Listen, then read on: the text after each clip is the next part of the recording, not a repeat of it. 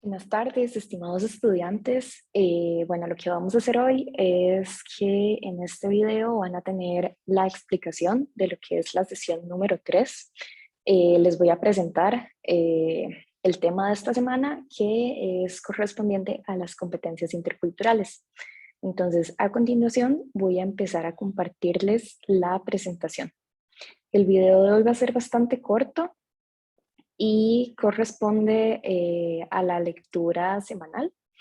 Asimismo, ustedes tienen un caso que se los voy a subir apenas les suba este video también, en donde podrán desarrollar el tema con mayor profundidad.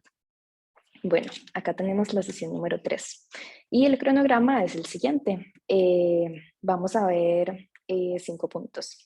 El primero es qué es la competencia intercultural, cuáles son las competencias interculturales, cómo ser una persona interculturalmente competente, tips para buenas presentaciones y páginas para presentaciones. Estos dos últimos puntos es más que todo como para facilitarles a ustedes el proceso de ser estudiante, lo que hace un estudiante en su día a día, realizar presentaciones y todo esto. Así como la semana pasada vimos algunos tips con respecto a APA y a utilizar páginas que sean confiables como lo son Google Académico. Hoy vamos a ver un poco el tema de las presentaciones. Bueno, el primer punto es qué es la competencia intercultural. Bueno, como esto ya lo hemos hablado otras veces, con respecto a la importancia de la interculturalidad y también a nivel de comunicación intercultural, pues bueno, ustedes saben que el curso se llama Técnicas de Comunicación y no solo es ver cómo comunicarme a nivel oral, escrito, de forma no verbal y todo esto, sino que la idea es que el curso les genera a ustedes un aprendizaje integral. Entonces, ¿qué es la competencia intercultural? Bueno, realmente lo que esto es una habilidad eh, que lo que busca, como dice acá la definición, es que es una habilidad para desenvolverse correctamente en las situaciones de comunicación intercultural que se producen con frecuencia en la sociedad actual, caracterizada por la pluriculturalidad. Entonces, la idea de una competencia intercultural es que le permita a la persona darle como esos conocimientos, las habilidades, la forma de expresarse ante diferentes culturas. Como lo veníamos mencionando en otras clases, cuando se habla de interculturalidad, no necesariamente se refiere a estar con personas de diferentes nacionalidades, porque inclusive puede que con una persona de una diferente nacionalidad yo comparta ciertos rasgos a nivel país que hagan que nuestras culturas sean bastante similares. Eso es algo que por lo general sucede en Centroamérica, con algunas cosas culturales específicas. Sin embargo, hay otras que son completamente diferentes. Y como lo veníamos viendo, esto también pasa a nivel país. Y lo podemos ver en casos como el que veníamos viendo, de cómo nos comunicamos nosotros, las personas del gran área metropolitana, con las personas de Guanacaste, de Punta Arenas, de Limón, de zonas costeñas, que por lo general sí van a haber bastantes variaciones, discúlpenme, a nivel intercultural. Entonces, como lo veíamos en el caso del tico, no es solo esto, digamos, de las diferentes culturas que se pueden encontrar en un país con personas nacionales, sino también que hay que entender que el mundo está cada vez más globalizado. Costa Rica es un país en donde muchas personas de otras nacionalidades se vienen a vivir, tal como ustedes lo mencionaron, en sus casos de la semana pasada. Aquí podemos encontrar venezolanos, colombianos, nicaragüenses, chinos, inclusive europeos, estadounidenses. Es un país sumamente pluricultural. Entonces, tener las herramientas necesarias para poder comunicarnos con ellos correctamente es una competencia intercultural. Asimismo, las competencias interculturales también nos sirven a nivel de organizaciones de trabajo. Como ustedes, bueno, yo sé que la mayoría de ustedes son de la carrera de administración, también hay gente de contaduría y si no me equivoco, hay una persona que es de derecho también, porque está estudiando ambas carreras. Pero bueno, algo que ustedes probablemente ya saben es que en las organizaciones de trabajo hay diferentes culturas organizacionales. Esto es propio de cada organización. Entonces, bien puede ser que yo esté acostumbrada a trabajar bajo una, disculpen, bajo una eh, cultura organizacional de cierto tipo, que es la que yo estoy acostumbrada en mi trabajo, y puede que el día de mañana decida cambiar de trabajo, cambiar de institución, irme inclusive a otra área en esa misma organización donde la cultura organizacional va a ser diferente, y puede que al inicio eso me genere roces con las demás personas. Sin embargo, la competencia intercultural va a hacer que tengamos una habilidad de adaptarnos a estos cambios culturales, ya sea con personas de otro país, con personas de otras organizaciones, con personas del mismo país. Entonces, básicamente en esto se basa qué es la competencia intercultural, en ser esta habilidad de poder desenvolverse y adaptarse correctamente. Entonces, bien, tenemos diferentes competencias interculturales.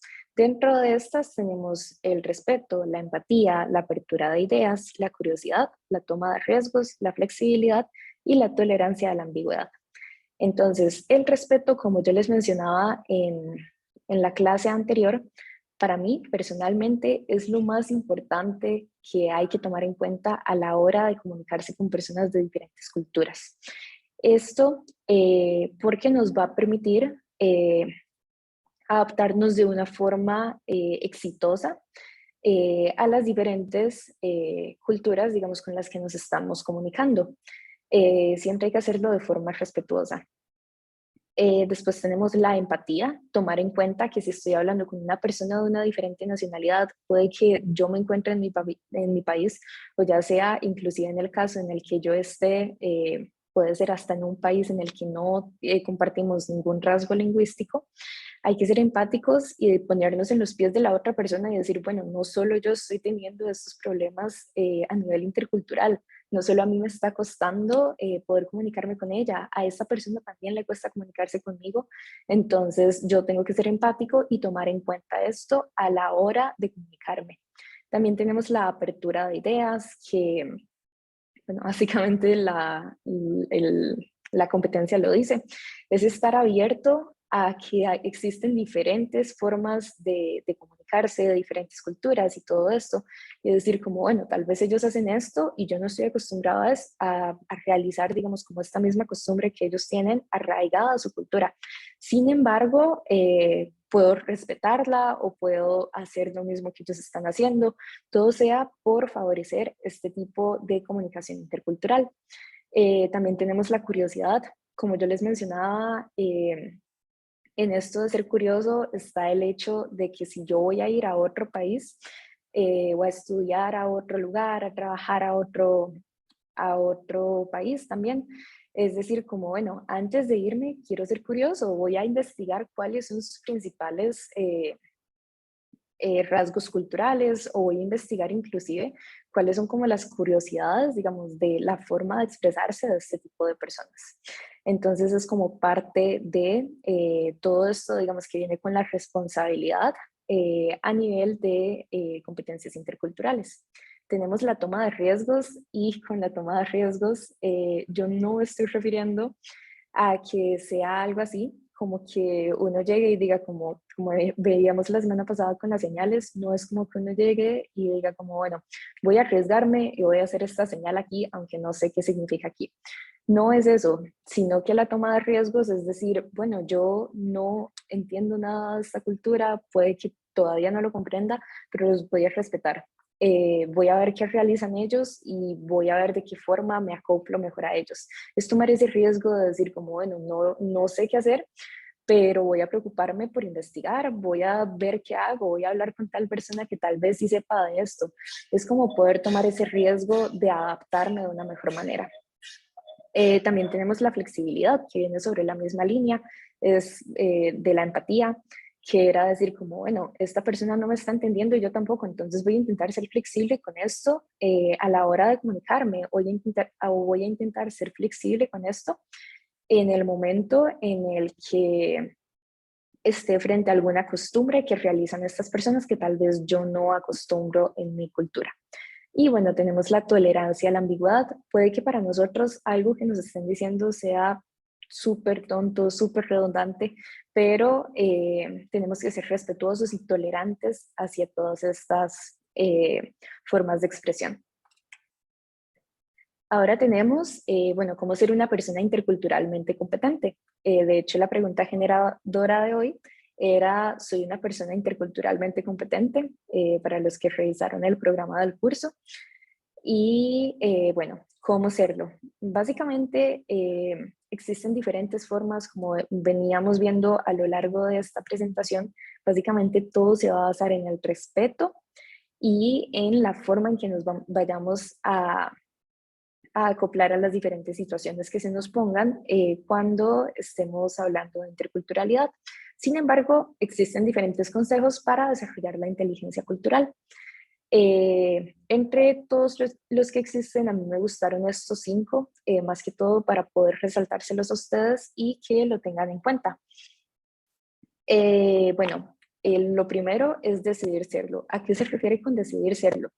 Es decir, como, bueno, yo de verdad quiero ser una persona interculturalmente competente, voy a hacerlo, voy a ponérmelo como una meta personal, voy a investigar de diferentes culturas, aunque puede que en el momento no vaya a comunicarme con personas de estas culturas, es decir, como, bueno, puede que exista la posibilidad e inclusive esto me va a hacer una persona más culta. Entonces, el primer paso siempre va a ser decidir ser una persona interculturalmente competente. Luego tenemos procurar entender. Como les decía, muchas veces es dejar a la otra persona hablar o expresarse, mostrar como todos estos símbolos de comunicación y decir como, bueno, una vez que esta persona ya lo hizo y ya le di su espacio para que se expresara, voy a intentar entender lo que esta persona me está intentando comunicar de la mejor manera. Ser persistente. Como les decía, hay a veces barreras lingüísticas, entonces no necesariamente es decirles como, bueno, vayan y aprendan todos los diferentes idiomas que existen en el mundo para que sean persistentes a la hora de comunicarse interculturalmente. Es que si yo en algún momento estoy inclusive con personas que compartan como mi mismo idioma y puede que esté en el mismo país, pongamos el ejemplo de las diferencias en la cultura organizacional, puede que yo ya esté yendo varios días a un diferente trabajo y que yo diga, yo no entiendo lo que ellos hacen, no sé por qué hacen esto, no sé por qué se comportan de esta forma. En mi antiguo trabajo yo manejaba las cosas de esta forma y la empresa también, y eso era parte de nuestra cultura organizacional. Entonces, el ser persistente es decir, como, bueno, no lo entiendo, pero de verdad voy a procurar entender. Eh, Voy a estar abierto al cambio y es tener esa persistencia de decir, no, yo sí puedo acoplarme a todas estas diferencias y voy a ser una persona interculturalmente competente. En el cuarto punto tenemos diversificar las fuentes de información. Como les decía, muchas veces todo esto se basa en intentar entender mejor a las diferentes culturas, es buscar información, es decir, como si voy a otro país, voy a investigar antes de ir a ese país cuáles son las principales tradiciones, cuáles son los principales rasgos culturales de cada comunidad a la que voy a ir o de el país en general. Acuérdense en que como lo veíamos en el caso del tico, hay algo que se llama identidad cultural y cada país tiene una. Entonces es como investigar de todo esto, inclusive investigarlo en mi país, investigarlo si voy a ir a otro trabajo. Todo esto es parte de lo que nosotros tenemos que hacer y puede que nosotros digamos como, bueno, no, o sea, mi fuente de información era una persona que trabajaba ahí o era una persona que una vez fue a visitar ese país. La idea es que podamos diversificar las fuentes y decir como, bueno, tenemos Internet, que es la principal fuente de comunicación en este momento, voy a buscar acá o voy a buscar en redes sociales inclusive. De verdad, ahorita existe demasiada información con respecto a muchísimos temas, entonces creo que es un buen momento como para que todos podamos explotar todo esto que tenemos a la mano.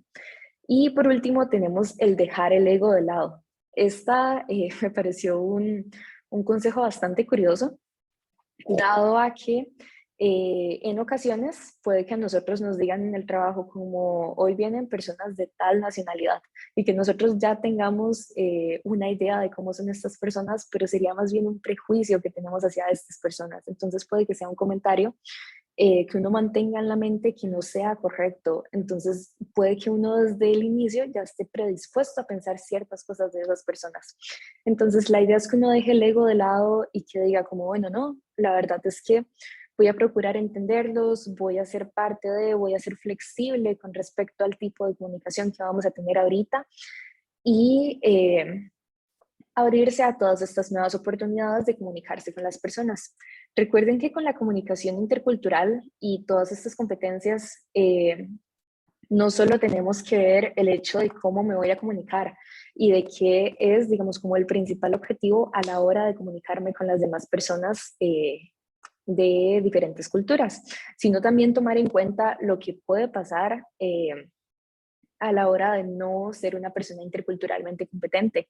Hay que tomar en cuenta que con las interacciones interculturales existen diferentes factores que la pueden llevar al éxito o al fracaso. Y como muchos sabemos, cuando una interacción intercultural fracasa, puede llevar a malentendidos, a argumentos nulos para otras personas o para nosotros, puede terminar en conflictos e inclusive una mala interacción intercultural puede terminar en la guerra. Entonces, eso es parte de lo que nosotros tenemos que tomar en cuenta a la hora de decidir ser una persona abierta al cambio, respetuosa, flexible, empática con las diferentes culturas. Y bueno, ahora lo que les quería mostrar era diferentes tips para hacer buenas presentaciones. Esto es algo que empezamos a ver la semana pasada con las presentaciones de los anuncios publicitarios. Sin embargo, lo hemos visto a grandes rasgos porque lo que estuvimos haciendo fue este ejercicio en el que destacábamos los puntos buenos de cada una de las presentaciones, así como los principales puntos de mejora. Y como les mencionaba, es algo que ustedes también pueden hacer conmigo y pueden sentir toda la libertad de decirme, profesora, vieras que me gustó mucho esto de su presentación, ¿puede seguir haciéndolo de esta manera?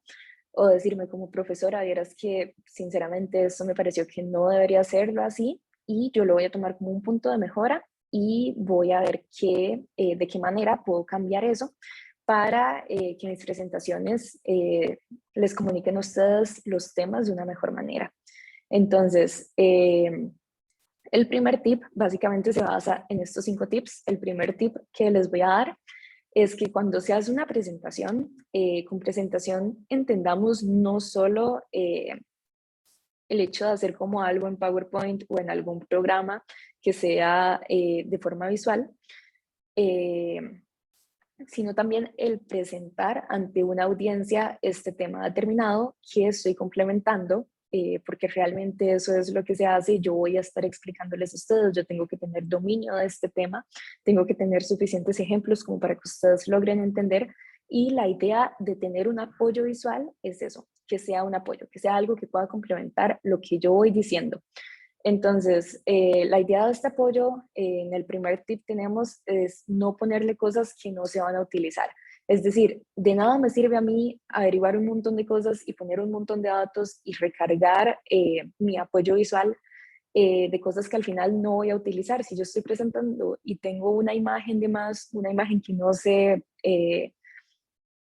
disculpen, digamos como que no tiene relación con lo que voy diciendo, o un icono que tal vez no es tan útil a la hora de mi presentación, o no sé, digamos tal vez alguna frase, algún texto que del todo no voy a utilizar, es mejor no ponerlo. Recuerden que una presentación, entre menos cosas tenga, se va a ver más limpia, va a funcionar más como un apoyo visual, porque si yo estoy presentando ya es suficiente el tipo de atención que la audiencia me va a poner a la hora de escuchar lo que les estoy diciendo, lo que estoy intentando transmitirles con mis explicaciones, con mis ejemplos y todo esto, como para ponerles un montón de cosas a nivel visual.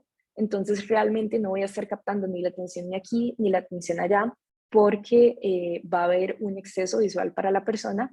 Y no solo eso, sino también a nivel cognitivo voy a perder un poco la atención de los demás. Entonces, bueno, el primer tip es este, el de no ponerle cosas que no se van a utilizar. Después, hacer presentaciones dinámicas.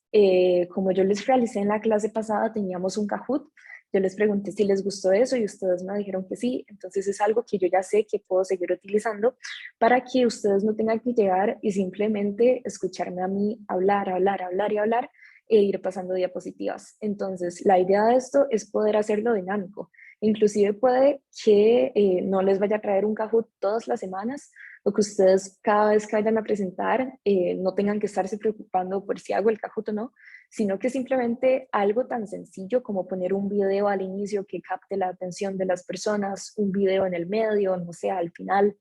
Inclusive en las presentaciones dinámicas puede ser empezar con una pregunta generadora que llame la atención de la audiencia, estar preguntándoles a ustedes cosas, interactuando, cuando se presenta un concepto decirles como podrían buscarme este concepto en internet y decirme qué dice para poder complementarlo con mi tema.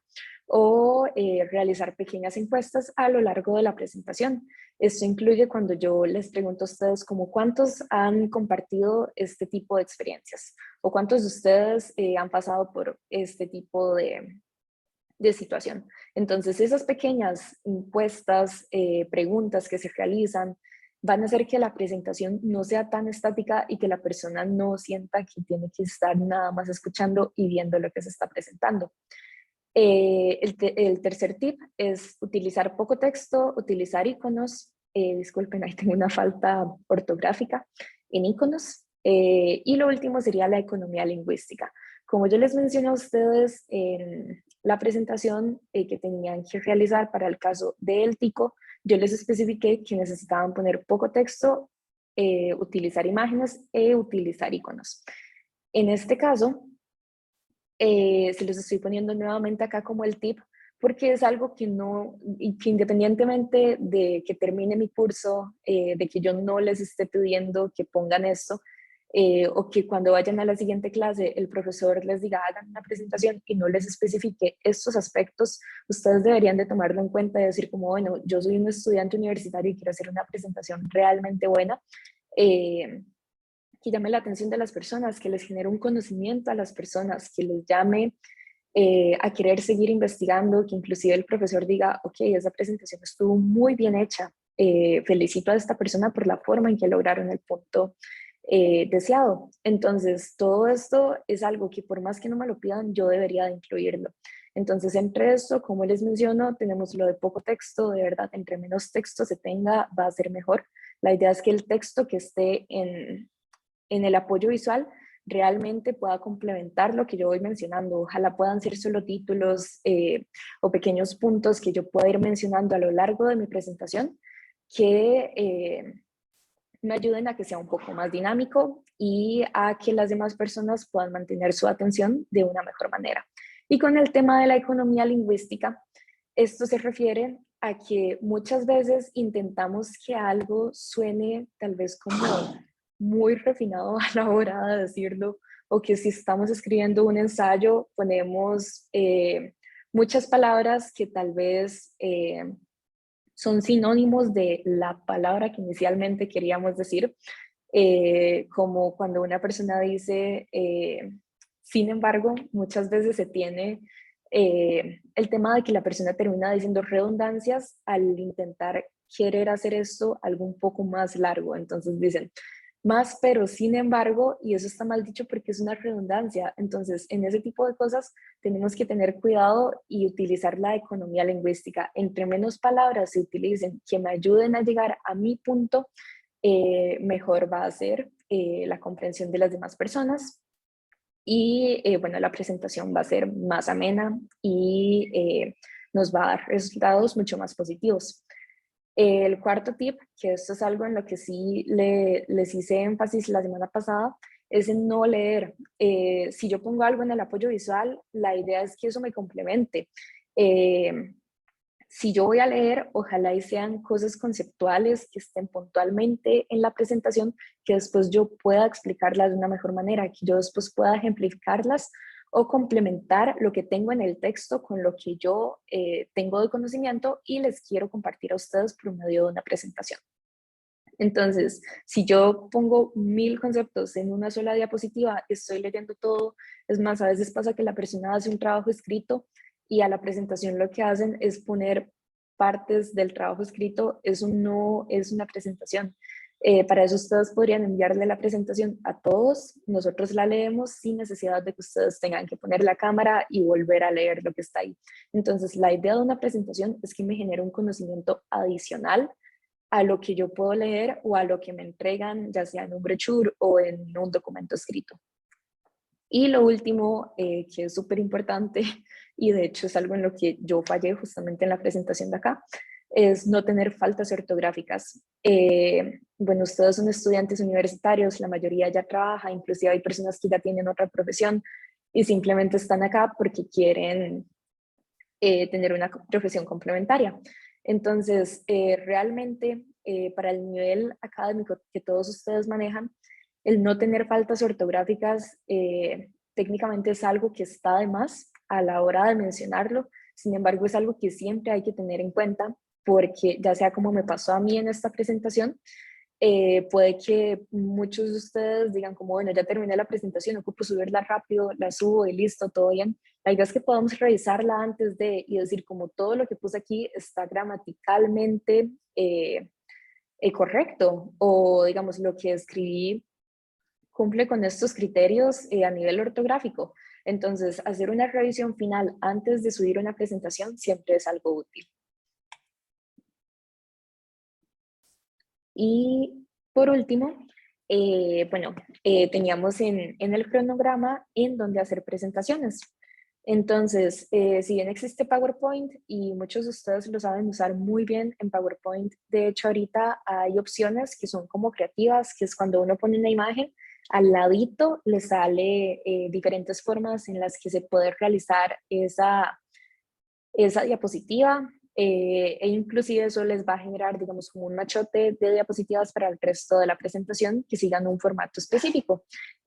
Muchas veces se puede utilizar poco texto estando en PowerPoint, hacer presentaciones muy bonitas y poder incluir, digamos, como diseños bastante limpios. Sin embargo, como la mayoría de ustedes maneja PowerPoint en esta presentación, en el punto de en dónde hacer presentaciones, quería indicarles diferentes programas que a mí me han funcionado. Personalmente me funcionaron bastante cuando estaba estudiando a la hora de hacer presentaciones y también ahorita como profesora son de los principales recursos que yo utilizo para hacerles a ustedes las presentaciones.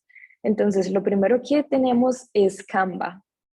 Voy a ver si me abre un momentito por acá.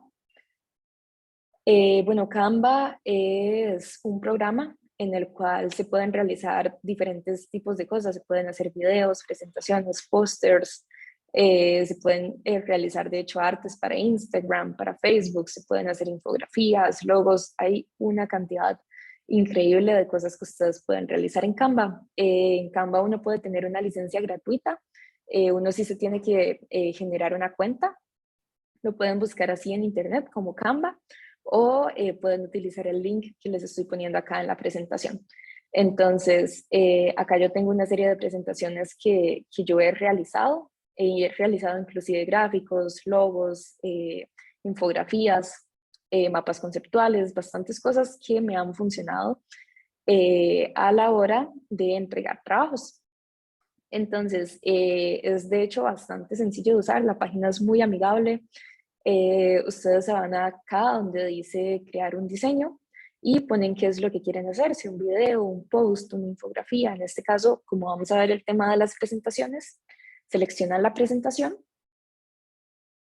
y acá les van a salir diferentes plantillas.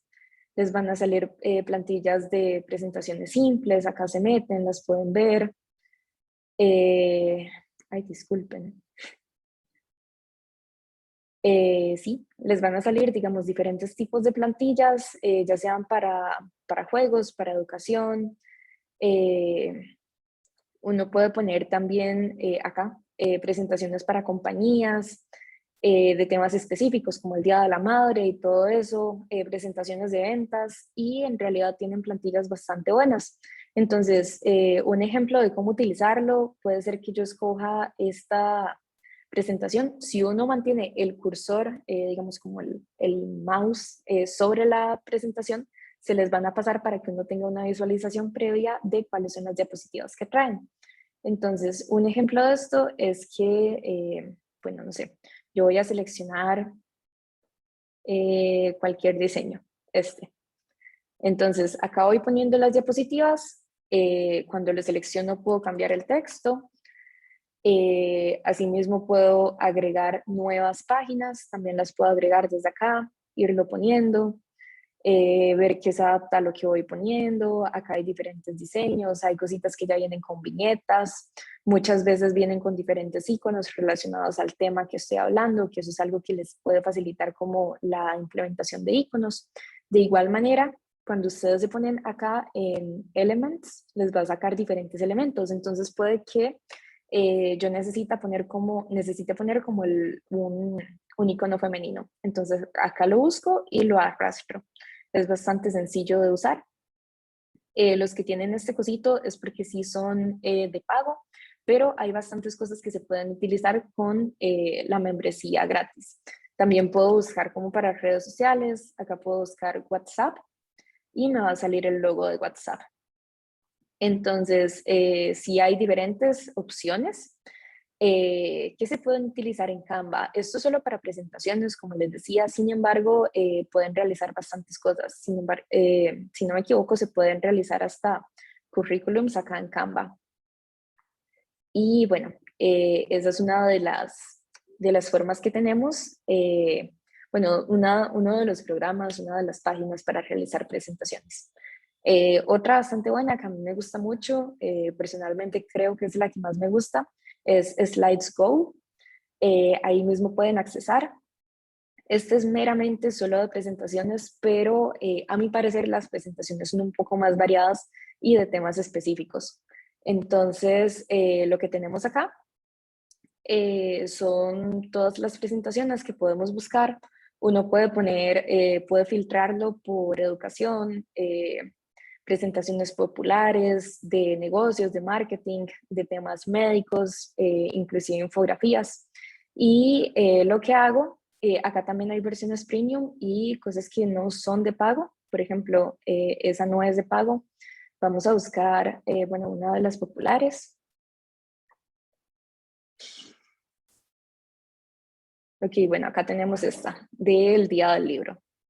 Igual ustedes pueden escribir en la barra qué es lo que quieren. Ustedes la pueden descargar para PowerPoint y editarlo desde PowerPoint, o pueden utilizar Google Slides, que esto básicamente se utiliza en Drive. Y desde ahí empiezan a editar la presentación. Y por último tenemos Slides Carnival, que funciona de la misma manera que Slides Go y nos permite tener diferentes diseños que podamos utilizar. Entonces, sí, bueno, básicamente esa fue la presentación de la sesión número 3. Muchas gracias. Espero que les hayan servido los consejos que les acabo de dar en cuanto a presentaciones y también el tema de las competencias interculturales. Recuerden que para semana 4 tenemos el avance. Para la próxima semana, bueno, toda esta semana les voy a abrir como el espacio para que puedan hacer la lectura, la entrega del caso y sí, y para que puedan entregar el ensayo el próximo fin de semana. Muchas gracias.